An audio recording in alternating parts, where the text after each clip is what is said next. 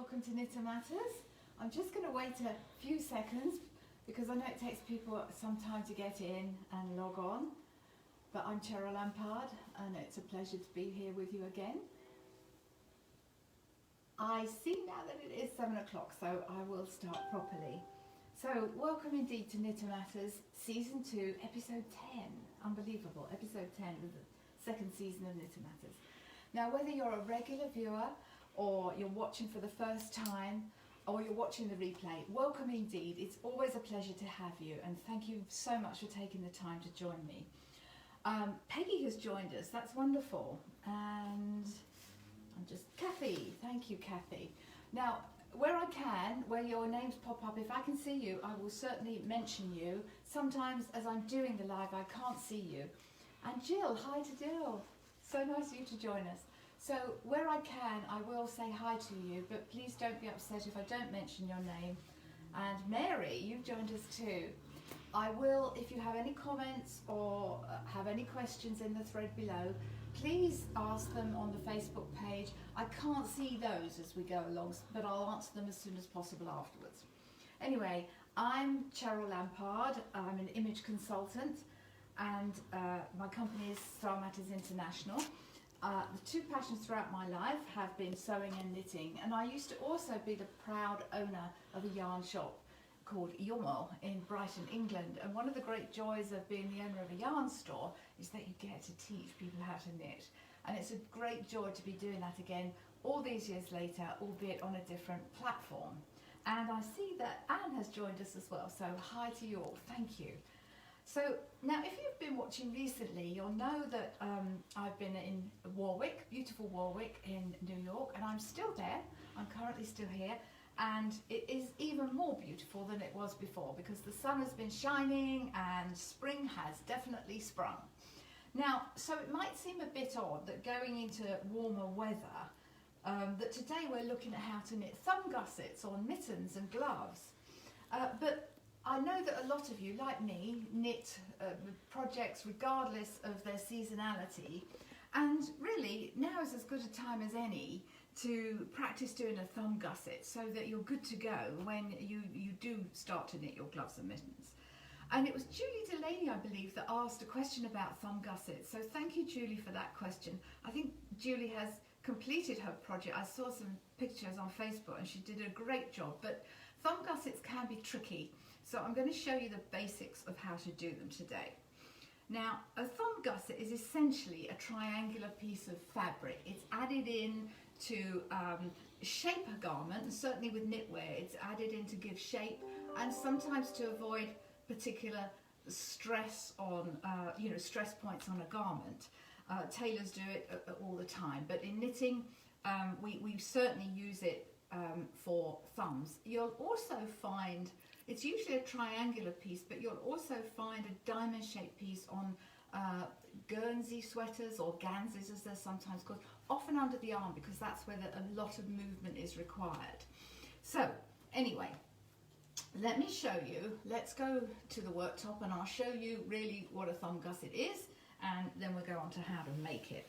Now this fingerless mitt sample, I just made it up as I went along, and it actually came out a little larger than anticipated, but it really doesn't matter because it is a sample, but you can see it is a bit bigger than I wanted it to be. But the whole purpose of this was to show you the thumb gusset, which is this.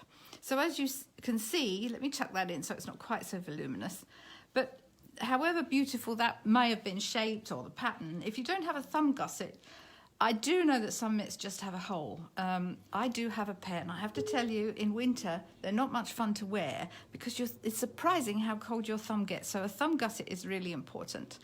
And it really does look more finished. Anyway, let me just show you what they are, really. So a thumb gusset is essentially a series of increases, because this has been knitted in the round, but you can't just, it's a series of increases, right and left leaning increases. So on this side, I would have done left leaning increases, on this side, right leaning. And that's the triangle that creates the gusset. And that's easy enough, but we've now created something that sticks out and away from the hand. We can't just leave it poking out. There's the main part of the mitt to get back to, and we need to finish that. Now, I just want to say that depending on how we do for time tonight, I may need to go to a part 2 of this next week, but let's see how we go. So let's start with how we shape the gusset.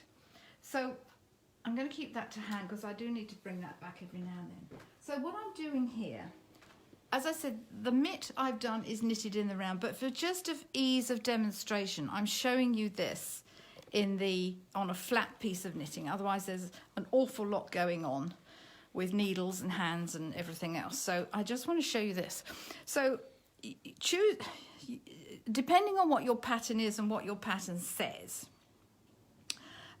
you place a marker, and again your pattern will probably say knit X number of stitches, place a marker. Okay, so let's assume that's the case here. Now I've knitted up to 3 stitches before my marker, and I'm going to increase using make one left and make one right increases. We have done those before, and there's certainly other increases that you can use, but I like this best for mitts and gloves because it's really sort of seamless. It's very neat and tidy. But you know, if you find this a bit too daunting at first, just practice with an increase that you know to get the hang of it, as it were, or to get your hand in, pardon the pun, and practice one that you like first if it makes life easier for you. So I'm just gonna be demonstrating on this. Okay, so my increases are going to be either side. I've stopped 3 stitches from my marker. It's going to be either side of this middle stitch. So I'm going to knit that one. Now I'm going to do a left leaning increase first, and I take that strand that's lying between the 2 stitches and I lift it onto my needle and I knit into the back of it. Okay, and we have done that before. Now I'm going to knit that one, and I'm going to do the same thing here, but I'm going to do a right leaning. And this one I lift from front to back and put it that way on my left needle. Then I have to sort of get in there and knit that. Okay, so I've now got, and then I knit that one. So I've now got 5 stitches of my thumb gusset, because we started off with 3 and I've increased 2. Okay, I'm going to slip this marker. I'm just going to finish this row. If I were knitting in the round, and quite likely your pattern instruction will say after each increase row you do 2 rows of stockinette stitch, but just for ease and speed I'm just going to finish the knit row, purl back, and then we'll do another one. Okay, this is just, otherwise we'd be here all night just watching me knit and purl. So I'm whizzing back up the purl row, and the purl stitch you do the same way. You don't knit into the back of them, you don't purl into the back of them, you just, there's my marker which I'm going to slip, just purl them in the usual way. Okay, nearly there. That little noise you can hear is just the end of my needle touching the tabletop. Little tapping noise. It's a noisy tabletop cover. Okay, so now we're going to knit. Now this time I'm going to knit up to 5. Remember, I have 5. So I want to stop before. That was my first one. I did increases either side. Now I'm going to do the same thing here. Okay, so I'm going to knit this first one. Then I do an increase either side of the 3 stitches. And you can just see there that first left leaning increase that I did, and you can see that right leaning one. So I'm going to do the left leaning one, so I pick that up with my right needle, pop it onto my left needle and knit into the back. Now I do know some knitters like to do the right leaning decrease on the right side and the left on the left side. You can play with that and see which you like. You know, they're so small and neat, it probably won't affect the way you're knitting and how you like the look of it, but certainly try it. It's an increase. You can undo it and do it again. Okay, so let me just go back. So I just picked, that's the left leaning increase, and I'm going to now knit 3, 1, 2, 3. Now I'm going to pick this one up and do a right leaning. So I pick that up and I put it on the left needle, then I've got to knit into the front of that. You've got to twist it, otherwise you get a hole. And now I knit that stitch and slip my marker, knit to the end of the row. And so on, whoops, until I get to the size of gusset that I want. As I say, you don't want to watch me doing that all night, but you can just see here, you can see here my very first left leaning one and the right leaning one there. And again, this is the one I've just done, the left leaning and the right leaning there. You can just see those. So here's one that I've done a bit more of. Let me get that moved out the way. A lot of needles on this table tonight. So this is one that I've got up to the amount of stitches that I want. I think I've done 17 stitches. I've got 17 stitches in my gusset. And I started to put another stitch marker in as I got more and more stitches away from this one, because, you know, it saves me having to count it each time. So you can certainly do that. You need that left-hand marker for sure. But as you get further and further away, it's quite handy to put a marker there too. So I now have 17 stitches there for my gusset. So what I'm going to do now, I'm going to, let me think, shall I do, okay, we're gonna pretend that I'm knitting in the round now on this one, because I need to, it doesn't matter that this isn't joined, just assume that it is. I just needed to show you on the flat, because otherwise there's an awful lot going on. So I'm gonna knit up to where my stitch marker is. So then I got to do something, because this is my thumb now. I need to separate it from the hand of the garment. Okay, I'm going to remove that stitch marker. I'm going to get a yarn needle, or a bodkin as it's sometimes called, or a tapestry needle, whatever you want to call it, with some spare yarn, some waste yarn. And I'm going to slip these 17 stitches on to my yarn needle. And I'm doing it purlwise to maintain the position of the stitches. I'm going to slip them all on, and I'm going to slip them down to the waste yarn, being careful not to pull it right out. It's useful to have it a contrast colour so you can see it. Okay. So that's my 17 stitches. Okay. Let me get rid of that stitch marker. And all I'm going to do here is fasten that off. That's the reason they're on some spare yarn, is because I need that to be separate now. So I'm just going to fasten it off. I'm going to make sure it doesn't unfasten itself. We don't want that, and unraveling. And it is waste yarn, which I will cut when we come back to that. Okay, let me just cut that. Okay, so now you can see I have, if I fold that like that, you can see how that thumb is now sort of freestanding. But I've got to get back to the main part of the hand now, because I can't just leave that like that. And I can't just join that like that. It would be very ugly and it would give it a lot of stress. So what we do now is cast on 3 stitches using the backward loop method. So we've done this lots of times. 1, 2, 3. Okay. And now we can carry on knitting. In fact, I don't know that I do need to knit in the round on this. I can just whiz backwards and forwards to show you. So now I would do, yes, I won't join this in the round. I'm just going to keep knitting this flat. But obviously this is a sample piece, so it's only got a few stitches either side. You would have much more. And if you're knitting it in the round, you would do it that way. Some mittens are done on the flat. I remember the first pair I ever did, I did on the flat. So I'm just going to do a couple of rows here, so you get the idea. Now, I cast on 3 stitches. If your pattern says otherwise, do what your pattern says, but 3 is the norm. Now, just be careful with these backward loop cast on ones because they have a tendency to slip off, and you don't want that. Okay. So that's my 3 cast on stitches on the main part of the hand.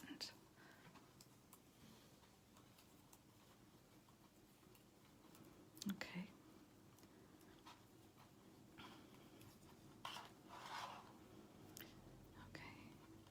I'm going to do I need to do another row? Yes, I do. I'm going to do another row because otherwise it's going to be awkward for you to see what I do next. So here we go. The nice thing about this is that it looks like you've got to do an awful lot, and you know,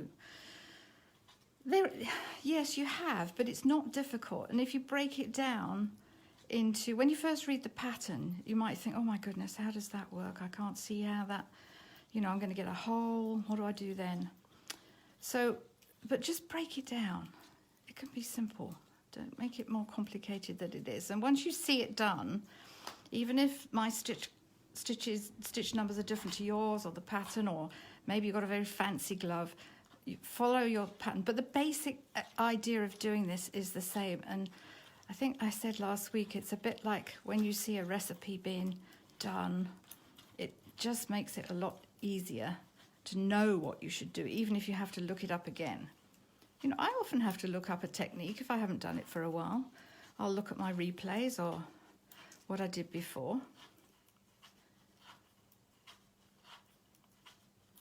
Okay, right. I've just done a couple of rows of stocking stitch there because I want to show you how to do the thumb bit, and I think we're okay for time. Right, so you can see this is my gusset, this is my waist yarn, and this is this. I've now got a bigger hole, okay? But that's important. Okay. So now I need to go to these stitches here. I need to pick these up again. And for this, I am going to use another small circular needle. I might regret this because this cable is a bit springy, but here's what I'm going to do. I'm not going to cut that first. I'm going to get my stitches onto my needle first.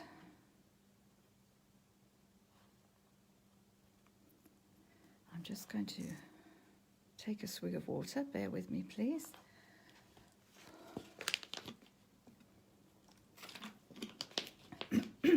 Excuse me. And there will come a point in a minute where I do have to cut yarn. Excuse me.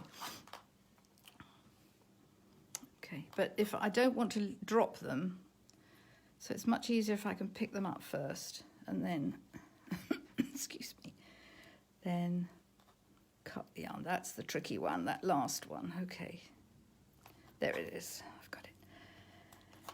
Now I can cut my waist yarn. Secure in the knowledge that they are on my needle. Okay. So I now have those 17 stitches of the thumb on a circular needle. But I can't just start knitting those because I've got a gaping hole there. So what do I do there? I go to my cast on stitches. I turn it this way round. I'm going to rejoin my yarn. And I'm going to start picking up my stitches. So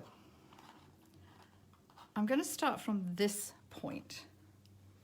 This is where I've got lots of things going on here. So I'm going to just pick up. If you were knitting in the round, you wouldn't have to fasten on, but because I am knitting in the flat there, I've got to have a tail there. So what I want to do is I'm going to pick up 4 stitches. Again, your pattern may say otherwise. Sometimes, and we'll cover this again another time, but what happens here is we get sometimes holes. As we pick up, we get sort of holes. I will show you another time a really good knitting hack that avoids those holes, but I don't want to show you that now because it's just adding to what's already a little complicated exercise. But your pattern, what it might do is say pick up 6 stitches, and then when you do the row round, you knit 2 stitches together there and 2 there. That can help close up the hole. But for the purposes of demonstration, I'm just going to pick up 4 stitches. Okay, and I want to pick up here. So I've got my 3 cast off ones, but I want to pick up one here. Okay, let's pick up one here. Let's do this the other way around, sorry. See, I said you need lots of fingers here. So I'm going to pick up there. I am going to leave a tail because that could be useful for me later. So I'm not knitting the stitches, I'm just picking up. If I can just grab hold of that, there we are. First one's always the hardest. Now I'm going to go into, hang on, I've caught a thread there. Now I'm going to pick those up, go through that cast on stitch and that one, and I'm going to pick up that one there. Okay, so now I can carry on knitting my thumb. Now you can do this with DPNs, but I figured that that would be an awful lot of needles to have in one hand. So I've got a circular needle here, and I'm going to kind of do a sort of magicy loopy thing-ish. Just bear with me a second because there's a lot of needles going on here. But when you do it, you'll see what I'm doing. When you do it, you'll see exactly what I'm doing. Okay, this is why DPNs are often better for a thumb, but I just couldn't face the fact of having 4 more needles on my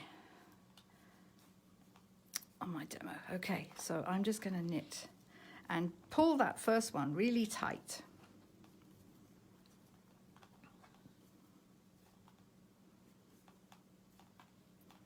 So you would knit all the way around.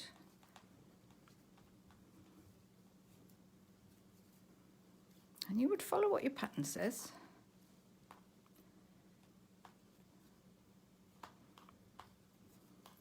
I'm just going to carry on doing that.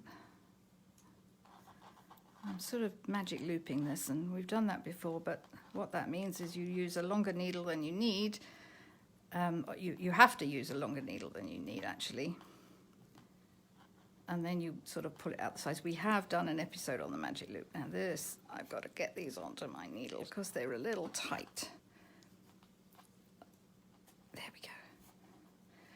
The first round of doing this is always the hardest. Once you've done a couple of rounds of stocking stitch or whatever your pattern is, stockinette stitch, whether it's a pattern, it gets easier. Okay, now hang on to that tail end as you knit that one. You keep that tight, and you can use that to pull that up in your knitting. This is where you sometimes get the holes. I know, it's a lot of hands and fingers going on here. I'll do one more round and then you'll really be able to see how that takes shape. Okay.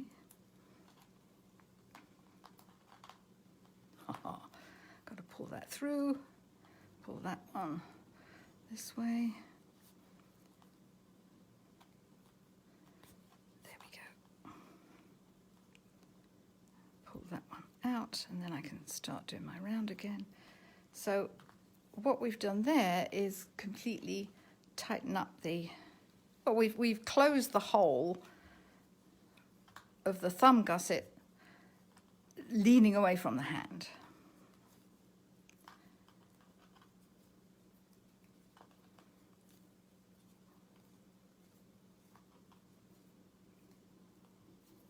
Okay, nearly there. I just want to do, you can start to see that form now. If you prefer DPNs, use DPNs. There is a way that you can do this with using 2 circular needles, and I actually knitted the mitt that way, but the cables on these little 16-inch circulars are so springy, they were kind of just bouncing back and getting in the way. So I thought this might be easier for you to see if I kept it simple. Now you see there is a gaping hole there, but we worry about that afterwards until I show you that little trick, and probably next week I'll show you that. Okay, so you can see now my springy cable, but you can see now how, you can see that hole, okay. Now certainly we can tighten that up, and actually if it was just like that, I could, when you weave this end in with your yarn needle, you can just go across there and fasten that up. So you can fix it like that, certainly, and I've done that many times. The hole on this side is never so bad, to be honest. Once that's knitted round, it's never so bad. It's usually this one, but there's ways that you can fix that, and because you've got that tail, you can just weave that in and that'll work really nicely. But you can see here now how eventually if these things stop springing, that is your thumb, and that's how you make the thumb, and that's how it ends up like that. So that's the method for doing it. But you'll follow your pattern. You'll follow your pattern and do what it says. And don't worry about that ugly hole. We'll sort that. And next week I will show you that little knitting hack, because if you are doing gloves and mitts, it's a really easy one. And you do it as you pick up the stitches. I just didn't want to complicate things today because I figured there's enough going on doing thumb gussets, especially if you've never done them before. So that's the basic method of doing a thumb gusset. I'm going to ask the camera to come back to me. I hope you found that useful. Do have another look at it. I know it's difficult when you're trying to follow it, especially if you've never done it, but have a look at it a couple of times and then you'll think, I know what she's doing there, I can do that. It's really not as onerous as you think. It's just a little bit fiddly when you get to that thumb part, but once you get past that, like everything else in knitting, it's a breeze after that, and then you'll be knitting mitts and gloves and doing gussets on anything you can find, because they are fun to do. Okay, so as always, this episode and all others are uploaded to our Knit Matters Facebook page. They're found under the tab that says videos. They're also on our YouTube channel, and the full playlist is there. So do subscribe to that, and then you'll know when each one is uploaded. And don't forget that our friends at Mary Maxim offered a 20% off one item if you see anything on marymaxim.com. It's 20% off the highest priced item in your cart if you choose to buy anything, but you must use the promo code Cheryl. If you don't use the promo code, you won't get your discount. So do use that. And again, if you're searching for this later, it's season 2, episode 10, and it's thumb gussets. So thank you again so much for watching. I really hope you found that useful. Join me again next week, 7 p.m. Eastern. Until then, stay well, stay calm, and stay knitting. Bye for now.